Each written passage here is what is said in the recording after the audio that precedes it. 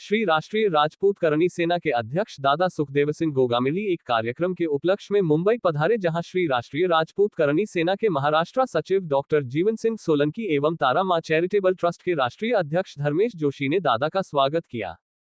शाम को दादा एवं उनके साथी धर्मेश जोशी के कार्यालय की मुलाकात की। तारा मां चैरिटेबल ट्रस्ट की ट्रस्टी अल्पा पटेल, प्रीत पटेल एवं तारा मां चैरिटेबल ट्रस्ट से जुड़ी PV legal and life skills से हिमांशु पंड्या एवं एडवोकेट स्वाति पंड्या ने भी दादा का स्वागत कर मुलाकात की। श्री राष्ट्रीय राजपूत करणी सेना आने वाले बीएमसी चुनाव हैं, इनके अंदर पूरा जोर शोर से भाग लेगी। हो सकता है किसी पार्टी के साथ समझौता भी करें, समझौता नहीं होता है तो फिर हम कैंडिडेट हमारे उतारेंगे बीएमसी चुनाव के अंदर। तो क्या सभी सीटों के लिए आपके कैंडिडेट अवेलेबल होंगे? आपको लगता है इतने कैंडिडेट आप खड़े कर पाएंगे इस चुनावी मैदान में? भी हम 50 तो करीब कर ही रहे हैं और भी अभी संपर्क करने शुरू किए हैं। टीम को बोला है, सबसे संपर्क करके और भी हम लोग कैंडिडेट देख रहे हैं जो बढ़िया साफ छवि के हों, जो इस देश के हित की बात करते हों, जो मंदिर को बचाने की बात करते हों, जो गाय को बचाने की बात करते हों, जो इस देश की अखंडता की बात करते हों, ऐसे कैंडिडेट हम देख रहे हैं यहाँ। तो महाराष्ट्र में राजनीति अगर देखी जाए, जिस तरह से उद्धव जी की सरकार रही, महाविकास आघाड़ी, फिर अब भाजपा और शिंदे की सरकार, जिस तरह से शिंदे जी की सरकार है, किस तरह आप देख रहे हैं? इस 5 साल भी नहीं सरकार चल पा रही है और एक गिरना सरकार गिरना, दूसरी सरकार बनना, किस तरह देखते हैं आप इस? ये तो देखो सरकारों में चलता रहता है, तोड़ जोड़ की राजनीति चलती रहती है। ये खाली अकेले महाराष्ट्र में नहीं हुआ है, मध्य प्रदेश में भी हुआ है, काफ़ी उधर झारखंड साइड में भी हुआ है, काफ़ी प्रदेशों के अंदर सरकारें बनाने के लिए खरीद फरोख्त भी हुई है और जो सरकारें इधर से उधर टूट करके भी विधायक गए हैं। तो ये तो चलता रहता है, ये तो जनता को देखना है, उनके हित की बात कौन करता है, उसको देख करके जनता जिसको चुनेगी वो आएगा। तो जहाँ भी गलत हुआ है वहाँ करणी सेना ने हमेशा ही आवाज उठाई है और इंसाफ भी दिलाने का पूरा काम किया है। तो करणी सेना किस पार्टी को देखती है कि जो जनता के हित में सोचकर काम कर रही है? देखो पार्टी, सारी पार्टियां बढ़िया होती है, उनके एजेंडे देखे जाते हैं, उनको मैनिफेस्टो है वो देखा जाता है। जो हमारी सुनेगा उसकी हम सुनेंगे। तो अब राजपूत के साथ साथ और भी समाज के लोग जिस तरह से आपसे जुड़ रहे हैं और आज आपका मुंबई में भी स्वागत किया गया गुजराती समाज के साथ, कैसे देख रहे हैं? गुजराती समाज भी अब करणी सेना के साथ खड़ी है कदम से कदम तक। देखो गुजरात में भी हमारी करणी सेना है वो मजबूत है और गुजराती समाज भी हमेशा साथ रहता है। हम लोगों ने जब आरक्षण की लड़ाई लड़ी तो खाली अकेले राजपूतों के लिए लड़ाई नहीं लड़ी, हमने कहा सवर्ण आर्थिक पिछड़े हैं उनको भी उनका हक और अधिकार दिया जाए। जब गरीबी आती है तो वो जाति देख करके नहीं आती। हमने पूरे भारत के अंदर इस लड़ाई को लड़ा और जो ईडब्ल्यूएस के रूप में 10% आरक्षण मिला है वो 14 जातियां आज उसका मनन कर रही हैं, चिंतन कर रही है। हमारे लाखों भाई जो भर्तियां निकली है उसमें ईडब्ल्यूएस के जरिए भर्ती हुए हैं। तो ये बहुत बड़ी करणी सेना की जीत है जो ईडब्ल्यूएस सरकारों से लड़ करके लिया है। तो क्षत्रिय कभी अपने लिए नहीं जिया, क्षत्रिय का इतिहास रहा है, कभी अपने लिए नहीं जिया, सबको साथ लेकर के चलता है, सबके साथ और विकास की बात करता है। तो जिस तरह से डिप्टी सीएम का एक बयान आया था कि सभी गुजराती ठग है, जिसको लेकर धर्मेश जोशी आवाज उठा रहे, तो किस तरह से दादा का भी साथ उनके साथ, करणी सेना भी उनके साथ होगी धर्मेश जोशी के साथ? देखो ये जो बयान था इसकी मैं कड़े शब्दों में निंदा करता हूँ। गुजरात के अंदर 36 कौम के लोग रहते हैं, ठीक है। पर्टिकुलर व्यक्ति ठग हो सकता है, गलत हो सकता है, उसका नाम लेकर के बोलिए, पूरे समाज को टारगेट करके बोलना गलत है।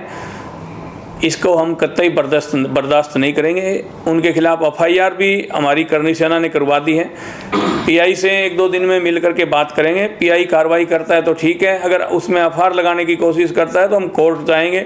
कोर्ट से भी काम नहीं चलेगा तो हम धरना प्रदर्शन करके इसका पूरा पुरजोर विरोध करते हैं। कोई भी, चाहे राजस्थानी हो, चाहे गुजराती हो, चाहे उत्तर प्रदेश हो, चाहे बिहारी हो, चाहे कोई भी हो, पूरी कौम को टारगेट नहीं करना चाहिए। व्यक्ति गलत हो सकता है, पूरी कौम गलत नहीं होती, पूरा स्टेट गलत नहीं होता।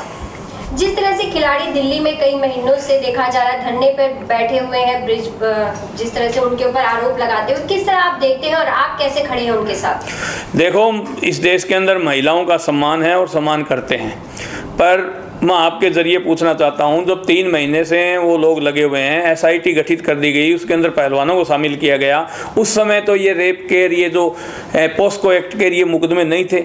अब वहाँ तो बजरंग पूनिया का ऑडियो भी सामने आया है, वो ढूंढ रहा है कि कोई भी लड़की कैसे भी करके तैयार कर दो जो बुर्जभूषण के खिलाफ बयान दे दे। तो ये तो एक पूरा षड्यंत्र है। दीपेंद्र हुड्डा का पर्टिकुलर एक अखाड़ा है, वो ये मुहिम चला रहा है। अब कोई भी वहाँ जंतर मंतर पर बैठ के आंसू बहा ले, सहानुभूति ले ले महिलाओं के नाम पर, तो ये तो गलत है ना। ऐसे तो कहीं भी 100 महिलाएं इकट्ठी होकर के किसी को भी अंदर डलवा सकती है, किसी को भी फंसा सकती है। तो जो जांच एजेंसियां हैं देश की, वो जांच कर रही हैं, दूध का दूध और पानी का पानी हो जाएगा। मेरा तो एक कहना है कि खुद ब्रजभूषण जी ने कहा है, मैं अगर गलत हूँ तो मुझे फांसी चढ़ा दो।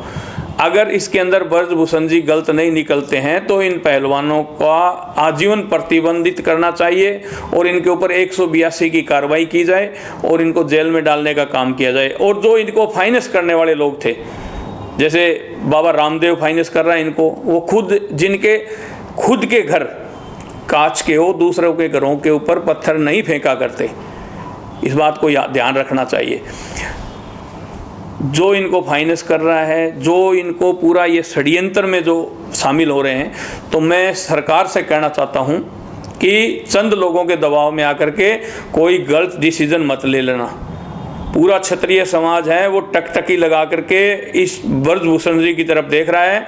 मेरी भी टिकट यहाँ बॉम्बे से सीधी अयोध्या की थी, लखनऊ से होते हुए अयोध्या जा रहा था, कैंसिल हुई है टिकट आज, क्योंकि 5 तारीख की मीटिंग जो अयोध्या के अंदर हम 11 लाख लोग इकट्ठे हो रहे थे, साधु संत और करनी सैनिक और हम सब मिल करके, तो वो ब्रजभूषण जी ने कैंसिल किया है। अभी प्रोग्राम कैंसिल किया है, निरस्त नहीं किया है, उसकी दोबारा डेट आ सकती है। तो ये सरकार ध्यान रखे, नहीं तो 2024 के अंदर अगर ब्रजभूषण सिंह के खिलाफ किसी जाति विशेष के दबाव में आकर के कोई भी कार्रवाई की जाती है तो आने वाले 2024 के अंदर जो हम कहते हैं वो करते हैं, और पहले भी करके दिखाया है। जब आरक्षण की लड़ाई लड़ रहे थे तब हम लोगों ने छठी का दूध याद दिलाए, वही करनी सैनिक हैं, वही भारतीय हैं और वही राष्ट्रवादता हमारे अंदर कूट कूट के भरी हुई है। पर जो सीधा हमारे गिरवान पर वार करेगा तो हम सहन नहीं करेंगे। मैं ये चाहता हूँ केंद्र सरकार एक कानून बनाए। मैं खुद नेशनल प्लेयर रहा हूँ, एथलीट रहा हूँ, तो एक नियम और कानून होना चाहिए कुश्ती संघ में भी कि पहले स्कूल से जीतेगा, फिर तहसील से जीतेगा, फिर जिले से जीतेगा, फिर अपना स्टेट होता है उससे जीतेगा और फिर नेशनल जीतेगा, वही इंटरनेशनल खेलने के लिए जाएगा। ये ऐसे नहीं कोई अखाड़ा फकाड़ा ये बना दिया और उससे सीधा इंटरनेशनल खेले, ये बहुत ही गलत है। देश के अंदर प्रतिभाएं भरी पड़ी है कूट कूट करके, उनको आगे लेकर के आना वाला चाहिए और वो काम ब्रजभूषण जी ने बेखूबी निभाया। उन्होंने इस कुश्ती को विश्व पटल के ऊपर एक पहचान दिलाई और इतने मेडल दिलवाए भारत को। ये पहलवान और ये जनता, ये हरियाणा, ये यूपी, ये दिल्ली, ये राजस्थान, ये पंजाब, ये पहले यहीं थे ना, पहले क्यों मेडल नहीं आते थे? ये ब्रजभूषण सिंह जी ने खूब मेहनत की और इनको अपने बेटे और बेटी की तरह समझ करके इनको आगे बढ़ाया, तब ये आज यहाँ तक पहुँचे हैं। तो मैं तो कहना चाहता हूँ, ये एक तरफ कहते हैं हम पहलवान हैं, हमारे अंदर हंगा है, हंगा हरियाणा का शब्द है, हंगे का मतलब होता है जोर, हमारे अंदर ताकत है। तो ताकत है तो एक बुजुर्ग आदमी 65-70 साल का आदमी 7-7, 8-8 साल तक आपका यौन शोषण करता रहा, आपको शर्म आनी चाहिए। आप कि माता पिता क्या सोचेंगे? जो आप स्टेटमेंट दे रहे हो कि हमारे साथ ये गलत काम हुआ, तो आपके माता पिता क्या सोचेंगे, आपका समाज क्या सोचेगा, आपका बिरादरी क्या सोचेगी? आपकी बिरादरी में थू थू होगी सब लोगों की, क्योंकि आप एक तरफ कहते हो हम पहलवान हैं और एक तरफ कहते हो हमारे साथ ये हुआ। तो आपकी जुबान इतने दिन बंद क्यों थी, अब कैसे खुल गई? 12 साल तक आपकी जुबान बंद क्यों थी, अब कैसे खुल गई? अब महीना 1.5 महीना बचा है, दोबारा चुनाव होने वाले हैं। दीपेंद्र हुड्डा और ब्रजभूषण जी के बीच फाइट थी, दीपेंद्र हुड्डा हारा और ब्रजभूषण सिंह जी जीत करके कुश्ती संघ के अध्यक्ष बने। अब पर्टिकुलर एक अखाड़ा है, एक परिवार है, जीजा साड़ी हैं, वो वहाँ बैठ करके इमोशनल आंसू बहा करके और जनता को ठगने का काम कर रहे हैं। वहाँ नारे लग रहे हैं, ब्राह्मणों देश छोड़ो, मोदी हटाओ देश बचाओ, बीजेपी हटाओ देश बचाओ, ये करो वो करो। वहाँ टुकड़ा टुकड़ा गैंग का क्या काम? पहलवान बैठे थे तो वहाँ क्या काम? कोई कह रहा है प्रियंका जी ने ट्वीट किया है, कोई कह रहा है राहुल गांधी जी ने समर्थन दिया है, कोई कुछ कह रहा है, कोई कुछ कह रहा है, कुछ संगठनों ने कह रहे हैं, कोई खाप कह रही है कि हम समर्थन करते हैं। बहुत बढ़िया भैया, करो समर्थन। आपकी खाप है तो हमारे भी 45 सा है, 84 गाँवों की एक पंचायत है, 24 सा है, हम भी आ जाएंगे वहाँ। कर लो फिर 2-2 हाथ। बृजभूषण सिंह को मोहरा बना करके क्यों लड़ रहे हो? अगर लड़ना सीधी लड़ाई लड़ दो ना, एक टाइम रख लो, आ जाएंगे सारे, 2-2 हाथ हो जाएंगे। तो मैं ये कहना चाहता हूँ, किसी के ऊपर गलत आरोप लगा करके, भीड़ तंत्र दिखा करके उसके खिलाफ गलत कार्रवाई नहीं होने देंगे, नहीं होने देंगे, नहीं होने देंगे। हाँ, बृजभूषण सिंह ने किया है गलत काम तो फांसी कल चढ़ाते आज चढ़ा दो। अगर बृजभूषण सिंह जी है सही तो उनके खिलाफ कार्रवाई करोगे तो सोच समझ के कर लेना। इस बात को ध्यान रखना, चाहे बीजेपी हो, चाहे कांग्रेस हो, चाहे कोई और भैंस दल हो, चाहे कोई और दल हो, हम सबका मान सम्मान करते हैं और जो हमारी सुनता है उसकी हम सुनते हैं। तो मेरा तो एक ही कहना है, दूध का दूध और पानी का पानी होना चाहिए। पहलवान सही हैं तो बृजभूषण सिंह के खिलाफ कार्रवाई होनी चाहिए। अगर बृजभूषण सिंह सही हैं तो कोई हमदर्दी नहीं, पहलवान के साथ नहीं खड़े हैं आप? फुल हमदर्दी है, पर झूठे आंसू बहाए, घड़ियाली आंसू बहाए, उनके लिए 1% भी हमदर्दी नहीं है। देश के पहलवानों का, देश का हर स्पोर्ट्समैन है, उसका मान सम्मान है। वहाँ पीटी उषा गई उनका समर्थन करने के लिए, उसको धक्के दे के निकाल दिया।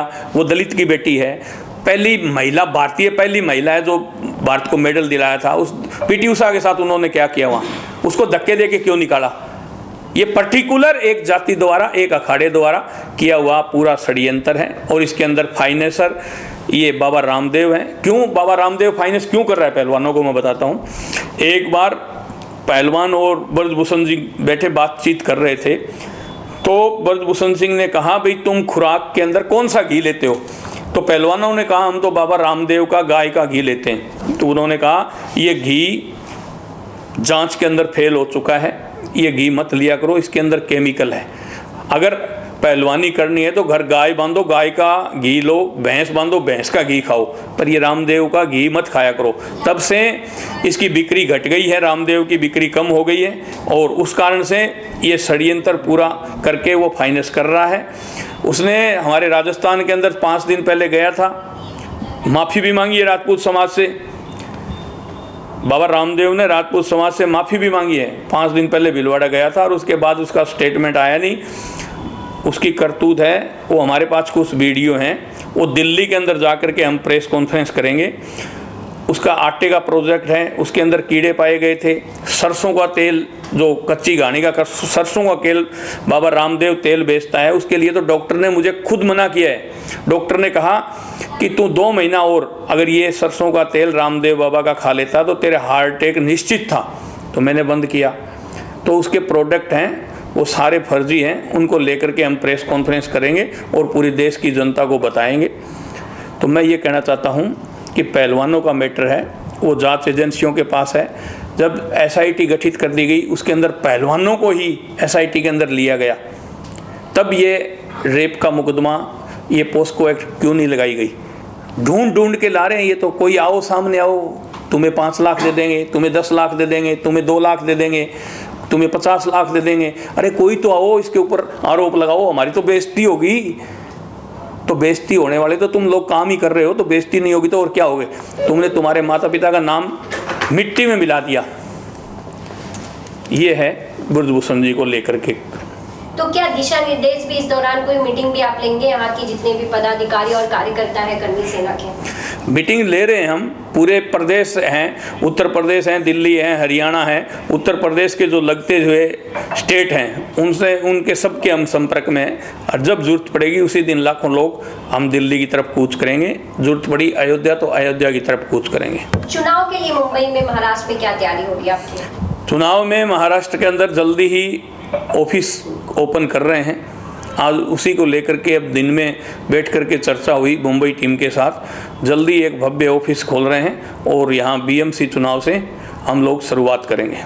सबसे अहम मुद्दा बना हुआ है लव जिहाद को लेकर, जिस तरह से एक के बाद एक केसेस सामने आ रहे हैं जिसमें लड़कियों की हत्या किस तरह से की जा रही है। इसे किस तरह से रोकने का काम कर्मी सेना करेगी, आप इसे कैसे देखते हैं? देखो, लव जिहाद के मामले हैं, इसमें पहले आईडी फर्जी बनाई जाती है।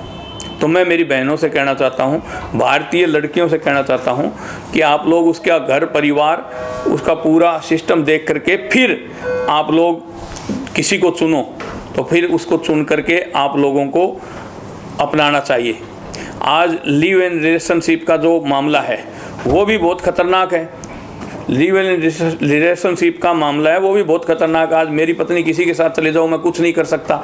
ये भारतीय संस्कृति को ख़त्म करने के लिए ऐसे कानून बनाए गए, मैं इनका भी विरोध करता हूँ। और भारतीय नारियों से, भारतीय बहनों से कहना चाहता हूँ, आप किसी के साथ भी लव मैरिज कर रही हो या नहीं कर रही हो, तो मैं तो ये सरकारों से कहना चाहता हूँ कि एक एक्ट ऐसा बना दिया जाए कि कोई भी घर से भागता है या नहीं भागता है, उसमें उनके माता पिताओं की अनुमति सुनिश्चित की जाए। अगर माता पिता उस शादी में शामिल नहीं है तो वो शादी ना मानी जाए। ऐसा एक एक्ट बनाया जाए ताकि ये लव जिहाद है या कोई और हैं, ये सब चीज़ें रुक सकें। धर्मेश जी, क्या वजह रही कि आपको लगा अगर दादा यहाँ मुंबई पधार रहे हैं तो उनका स्वागत और सम्मान के लिए आप खड़े रहेंगे? देखिए, मैं सबसे पहला तो दादा अभी थोड़ी देर पहले मेरे ऑफिस पे आए थे मुझे आशीर्वाद देने के लिए। और जब मैंने दादा से बात की थी कि दादा इस तरह से गुजरातियों को ठग बोला गया है, तो पूछा किसने बोला, तो मैंने बोला deputy CM of Bihar Tejashwi Yadav ji ने बोला है।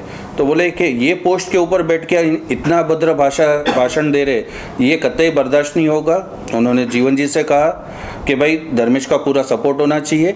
और आज जब खुद मुंबई आए हैं तो आज एक छोटा सा कार्यकर्ता हूँ, छोटा भाई हूँ उनका, तो आशीर्वाद देने मेरे ऑफिस पे भी आए और उन्होंने पूरा समर्थन दिया है। जिस तरह से दादा अभी जो बोल रहे हैं कि सत्ता के लिए वो कौन इंसान किस तरह से काम करता है, तो ये गलत बात है। आज जैसे मोदी जी के भी विचारधारा दादा ने बताई कि किस तरह से वो चल रहे, एक सनातन धर्म को लेके चल रहे। दादा खुद आज सनातन धर्म को लेके चल रहे, ना कि सिर्फ राजपूत सेना को साथ में लेके चल रहे। उनका एक ही स्लोगन है, हमेशा एक ही बात बोलते हैं, जहाँ तक मैं सुनता हूँ, मेरे से बात होती है कि जितने भी हिंदुत्व के धर्म हैं वो सब के लिए मैं खड़ा हूँ। अगर कोई इस तरह से अभद्र भाषा करेगा तुच्छ काम के लिए, एक कुर्सी के लिए, तुम किसी जात के ऊपर कर रहे हो।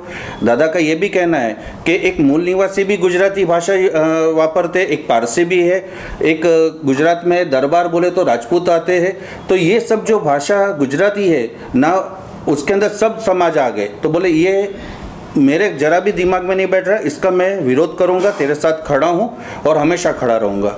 दादा, जिस तरह से हमेशा ही आपने इंटरव्यू के दौरान पहले कहा करते थे कि मंदिर वहीं बनाएंगे, तारीख नहीं बताएंगे, लेकिन अब मंदिर का भव्य निर्माण शुरू हो गया है, लेकिन करनी सेना अभी तक वहां मंदिर नहीं पहुंची है, तो कब तक करनी सेना वहां पहुंचेगी? नहीं, करनी सेना जाके आई है और दोबारा भी जाएगी। अब कह रहे हैं कि 2024 में जनता को सुपुर्द कर दिया जाएगा मंदिर, उस समय भी हम लोग जाएंगे। मंदिर बनाया है उसके लिए बहुत बहुत धन्यवाद सरकार का, सुप्रीम कोर्ट का, कि उन्होंने ये मंदिर बनवाया, उसके लिए बहुत बहुत धन्यवाद देते हैं हम लोग। और जब भी जनता को मंदिर सौंपा जाएगा तब हम जाएंगे।